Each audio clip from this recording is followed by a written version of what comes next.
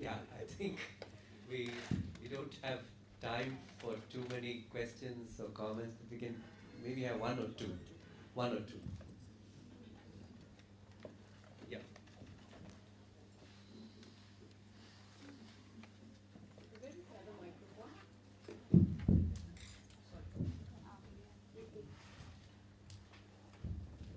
I had a question for Google. Professor Bharat, you made a very interesting presentation on pedagogy for gender studies. And initially you said that we have only 2 hours to teach this particular component. I was wondering that the whole project that you presented was rather unwieldy and overambitious when it comes to the certificate or a diploma course, because this was like a course in itself, because there's so much that you have incorporated. I think we will have to be very eclectic when we come to take up this particular area, because we cannot really do anything, because if we try to do everything, we ultimately end up doing nothing. So you really have to be, and keeping in mind the levels of the student, like if they've just finished class 12 and they've joined a certificate course, I think we'll have to be very specific of the things that we can actually take up, because gender in itself is a discourse which needs an analysis of a different kind, it's a different area.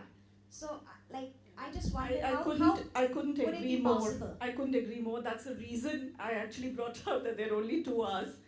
And actually, gender needs to be dealt with, the interface with gender needs to be dealt with in all other courses, which was not brought out. So I'm sorry, but I was making a point there that that connection is needed for us to be peripheral on, even if it's peripherally, but that needs to be touched upon. If it's looking at culture, if it's looking at areas, how has that movement connected with gender? Because 2 hours are not too bad, it's enough if it's had a backdrop there. And that was that was the point that I was making. And once you have interactive exercises, actually it emerges. So basic module itself would be perhaps teaching bit in terms of a PowerPoint presentation of a total of half an hour. And the rest would be, something that they would look at, maybe film clips and stuff like that as part of the home assignment. Okay, there are two. Yeah, please be brief in your comments or questions. There are three people here. Nishi first. I just wanted to say this, that when the course was being framed, it was over the past 2-3 years. It was taken for granted that this component would blend with all others. So we just kept this for a basic framework. And KP would respond to that. Go ahead. He's got the mic. Yeah. Let me just respond to what you said. I think there's been too much information at this point, and maybe that's why I think there's a lot of information. But being experts, this is for teachers all around. But when the course is going to actually be taught, it could possibly focus on, let's say for example, there's no omission, but there was not that much time we spent on IR, for example. But if there was time, I brought up Jacqueline, so there would be interesting takes. But really a topic like, why do women matter in foreign policy? And this is directly related, again, to Secretary Clinton's specific initiative on women in foreign policy. And Secretary Clinton's entire money allocation, the intense discussions she's had with India. So you need to bring factual contextualization, I keep saying that. And therefore, experts who are giving you some of the other ways of experiencing things will certainly blend with our fundamental focus, which is to talk about broader issues through American experience, but grounding it on either an American initiative or something that occurred, because it's after all teaching about the United States. So it's the minimal point. But why do women matter in foreign policy? Or, why is India's image in the United States taken a beating because of the rape coverage by the media? That can be another point. Again, gender violence becomes, in fact, it was part of my teaching in women's stats course in Texas A&M. So it comes up, but there's no omission, though. There's no omission there. Yeah. Professor Paranjape. Two small points. One is, this is something which we've been doing since yesterday. Let us really see who our clientele is, something which you had mentioned. It is essentially an undergraduate clientele doing either a diploma or a certificate course. The other is, at all points, we have to keep in mind there's something called reference to the context of, whether it is feminism, whether it is literature, whether it is jazz. We have to spell out the context in which this has been. There's a history to it, there's a politics to it, there's a social dimension to it. Unless that is put forward to the student, it will simply feel that there are so many different dimensions which have no connections. And in that context, I think what Nishi said about collaborative teaching, this is something which we never do, but that is precisely what we have to do if you have to talk of interdisciplinary. In India, we do not have this concept of interdisciplinary. We talk of interdisciplinary, but effectively it means you do your work, I do my work, we put it together and we say it is multidisciplinary essentially.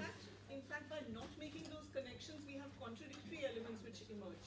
It's actually contradictory for a participant. And we have to learn this whole I think we have time for one more intervention. Very Okay. briefly indeed. The point. Can you pass the mic to her, please? Yeah. Very briefly. Is it on? Yes, Very briefly, what Ranu said and what Nishi said. Basically, when Bulbul makes a presentation, I think we are emphasizing a point that gender has it's something mainstreamed into the major discussions also. If we do not do it, then we are, walking away from an important issue. And here I would like to connect with Shweta. When Shweta made her presentation yesterday about transformative learning and the banking system, and we do realize the importance of the banking system with Vijayalakshmi ji pointed out yesterday, and Anju emphasized today, because you cannot ignore texts, important texts, and analyzing them properly and communicating to the students. But at the same time, there is an element of transformation, or you cannot teach without emphasizing issues like justice, humanity, humanism. And if that runs as a core in the entire theme, then I think we are doing something contemporary, something important, something which blends also with gender studies, and something which is not just standing on its own like information about America. We are doing much more than that, and I think most of the presentations earlier have also emphasized this. Thank you, ma'am. I think Shweta, last word. Last and quick. Just a very quick comment. This is to both Bulbul and to Anju, and I thank you for bringing gender and for grounding it into the mainstream discourse. One of the things that really comes to my mind, and also that connects to your question, we've been using women and gender. We also need to be sensitive to the fact that this is really not like an interchangeable paradigm that we can really be using. The second thing that I thought I'll bring on for reflection is that both these components is not an idea about stir women and bring them onto the table. They need to be foregrounded across the discourse that we are talking about. And the idea of structural violence particularly speaks to me because this also connects to the peace and conflict resolution component very well. And one of the things that connects to the presentation yesterday that we had on narratives, I do want to foreground that ethnographic research methodology as a project can be introduced to your students.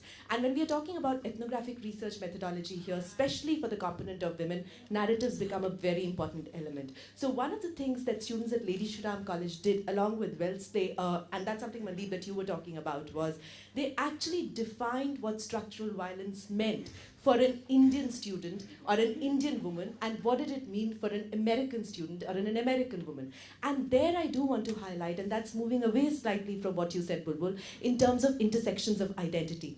It means differently to be a Dalit woman, to be a Brahmin woman, to be a North Indian woman, and it means differently to be a white woman or a black woman. And I think that kind of an intersection needs to be highlighted when we are talking about the pedagogical frameworks in the gender studies component. So thank you.